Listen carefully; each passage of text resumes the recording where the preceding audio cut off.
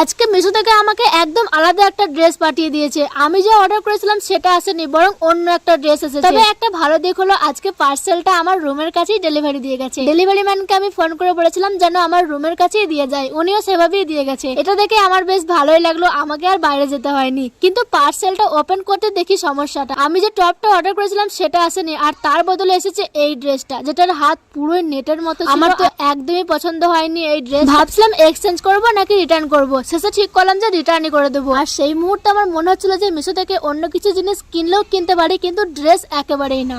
তবে একটা জিনিস আমার খুব ভালো লেগেছে, এই সানগ্লাসটা। আমি মিশো থেকে এই সানগ্লাসটা অর্ডার করেছিলাম, যেটার কোয়ালিটি একদম পারফেক্ট ছিল আর দেখতেও অনেক সুন্দর লাগছিল।